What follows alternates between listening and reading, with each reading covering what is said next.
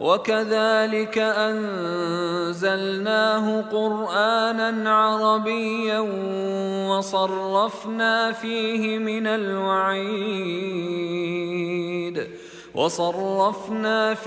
مِنَ الْوَعِيدِ لَعَلَّهُمْ يَتَّقُونَ أَوْ يُحْدِثُ لَهُمْ ذِكْرًا۔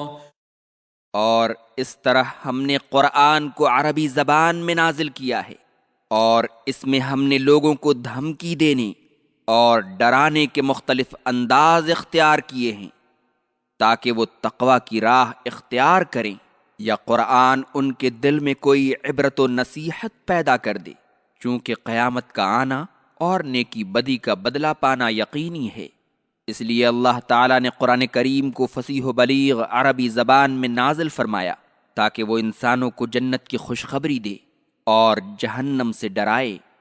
اس میں مختلف قسم کی دھمکیاں ہیں تاکہ لوگ کفر و معاصی سے بچیں، اور اس میں گزشتہ اقوام کی ہلاکتوں کے واقعات بھی ہیں تاکہ انہیں سن کر اپنی اصلاح کی کوشش کریں۔ فَتَعَالَى اللَّهُ الْمَلِكُ الْحَقُّ وَلَا تَعْجَلْ بِالْقُرْآنِ مِن قَبْلِ أَن يُقْضَى إِلَيْكَ وَحْيُهُ وَقُلْ رَبِّ زِدْنِي عِلْمًا۔ بہت ہی عالی شان والا ہے وہ اللہ جو سارے جہاں کا بادشاہ ہے، اور آپ قرآن کو یاد کرنے کی جلدی نہ کیجیے اس سے قبل کہ آپ پر اس کی وحی پوری ہو جائے، اور دعا کیجیے کہ میرے رب مجھے اور زیادہ علم دے۔ اللہ تعالیٰ سے زیادہ کوئی بلند و عظیم نہیں ہے، اس کے قبضہ قدرت سے کوئی چیز خارج نہیں ہے، اس کے ارادہ و مشیت میں کوئی دخل انداز نہیں ہو سکتا ہے، اور اس سے زیادہ کوئی عدل پرور نہیں ہے۔ وہ ہر ایک کو اس کا پورا پورا حق دیتا ہے، اور آپ قرآن کو یاد کرنے کی جلدی نہ کیجیے۔ جب جبرائیل علیہ السلام نبی کریم صلی اللہ علیہ وسلم کو قرآن پڑھاتے تو شدت احتیاط کی وجہ سے ہر حرف اور ہر کلمہ ان کے ساتھ ساتھ پڑھتے جاتے۔ اللہ تعالیٰ نے آپ سے فرمایا کہ ایسا نہ کیجیے، بلکہ انتظار کیجیے تاکہ آپ آیتوں کو اچھی طرح سن اور سمجھ لیجیے اور پھر انہیں یاد کیجیے، جیسا کہ اللہ تعالیٰ نے سورۃ القیامہ آیات 16-17 میں فرمایا ہے، لا تحرک به لسانک لتعجل به ان علینا جمعہ وقرآنہ۔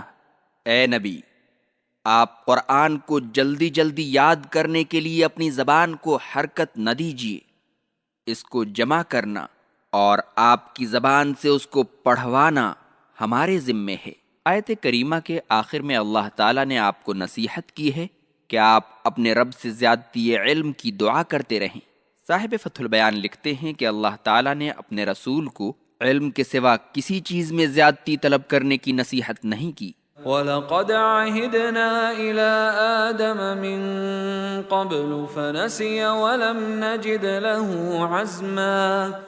اور ہم نے اس سے پہلے آدم سے عہد و پیمان لیا تھا تو وہ بھول گئے، اور ہم نے ان کے ارادے میں پختگی نہیں پائی۔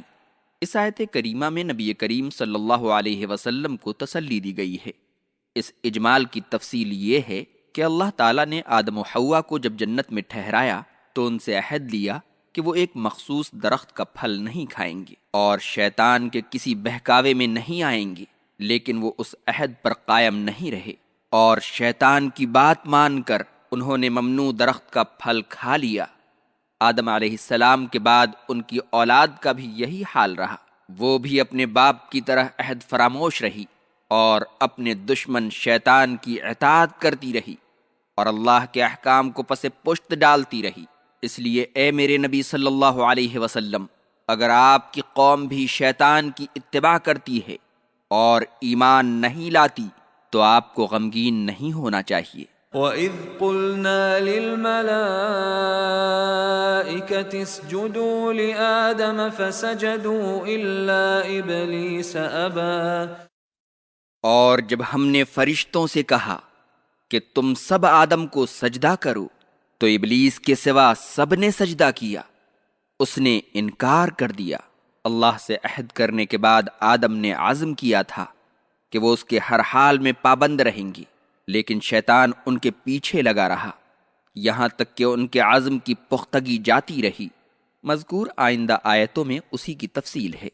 اللہ تعالیٰ نے نبی کریم صلی اللہ علیہ وسلم سے فرمایا کہ آپ لوگوں کو یہ واقعہ سنا دیجیے جب ہم نے فرشتوں کو آدم کے لیے اظہار تعظیم کے طور پر سجدہ کرنے کا حکم دیا تھا تو تمام فرشتوں نے حکم کی تعمیل کی، لیکن ابلیس جو جنوں میں سے تھا اس نے کبر و غرور میں آ کر سجدہ کرنے سے انکار کر دیا۔ تو ہم نے آدم سے کہا کہ یہ تمہارا اور تمہاری بیوی کا دشمن ہے، ایسا نہ ہو کہ تم دونوں اس کی بات مان لو اور تمہیں جنت سے نکل جانا پڑے اور دنیا میں جا کر اپنے اور اپنی بیوی کے کھانے کے لیے کھیتی اور محنت و مزدوری کرنی پڑے جو تمہاری پریشانی کا باعث ہو۔ یہ واقعہ پوری تفصیل کے ساتھ سورۃ البقرہ میں گزر چکا ہے۔ فَقُلْنَا يَا آدَمُ إِنَّ هَذَا عَدُوٌّ لَكَ وَلِزَوْجِكَ فَلَا يُخْرِجَنَّكُمَا مِنَ الْجَنَّةِ فَتَشْقَىٰ۔ تو ہم نے کہا اے آدم، بے شک یہ ابلیس تمہارا اور تمہاری بیوی کا دشمن ہے، ایسا نہ ہو کہ یہ تم دونوں کو جنت سے نکال دے پھر تم تکلیف اٹھاتے پھرو۔ إِنَّ لَكَ أَلَّا تَجُوعَ فِيهَا وَلَا تَعْرَىٰ۔ جنت میں نہ تمہیں کبھی بھوک لگے گی اور نہ تم ننگے ہوگے۔ اللہ نے یہ بھی کہا اے آدم، ہم نے تمہیں بہت بڑی نعمت دی ہے، اس کی حفاظت کرنا، کوئی ایسا کام نہ کرنا کہ یہ نعمت تم سے چھن جائے۔ یہ وہ جنت ہے جس میں تمہیں نہ بھوک لگے گی نہ ہی اس میں کپڑوں کی ضرورت ہوگی، نہ پیاس لگے گی اور نہ دھوپ کی تمازت تمہیں تکلیف دے گی۔ وَأَنَّكَ لَا تَظْمَأُ فِيهَا وَلَا تَضْحَىٰ۔ اور نہ اس میں تمہیں پیاس لگے گی اور نہ تم دھوپ میں رہو گے۔